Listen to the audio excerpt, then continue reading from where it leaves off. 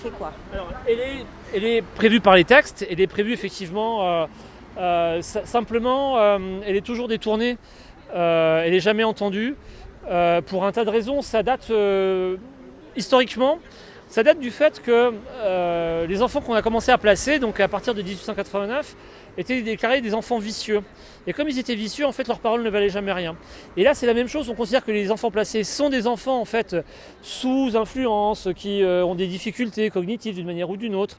Et donc, en fait, leur parole, quand elle dit quelque chose, surtout dans les cas de conflits familiaux, on dira qu'elle est manipulée par le parent. Et donc, c'est ce qui est arrivé à Clémence. On dit que c'est un syndrome de l'aliénation parentale, qui normalement d'ailleurs est interdit d'utilisation par la justice. Il y a une circulaire du ministère de la Justice en disant on ne peut pas utiliser dans des décisions judiciaires, dans des décisions, dans des motivations, la notion d'annulation parentale, parce que de toute façon elle n'a pas le chance. Elle sert juste à manipuler et à dire qu'on va décrédibiliser par principe la parole d'un enfant en disant qu'il est manipulé par l'autre parent à son profit. Donc c'est une raison pour laquelle il y a de toute façon, comme je disais, la psychologie ne juge jamais les faits, mais l'interprétation des faits. Donc là, c'est un bon exemple, en disant les faits sont que l'enfant dit « moi je vais être avec ma mère », et l'interprétation des faits, c'est la psychologue qui dit « ah, c'est un syndrome d'aliénation parentale ».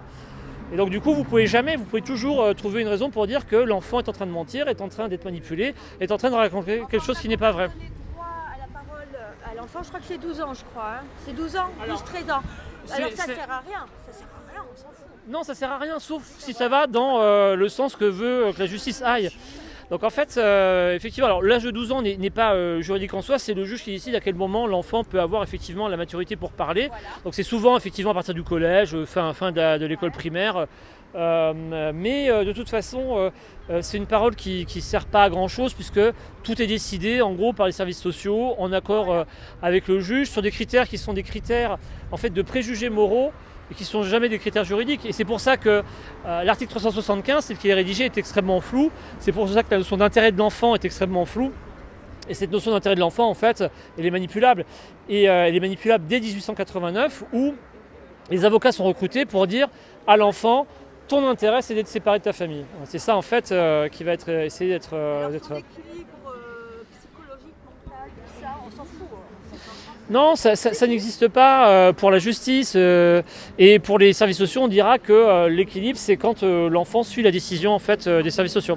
Donc c'est ça par définition, c'est tautologique si vous voulez, c'est-à-dire qu'il n'y a pas de... Et les services sociaux qui ont besoin financièrement des placements, des mesures d'éducation, bien sûr.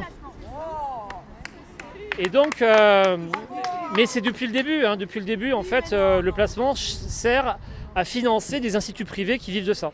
Voilà, donc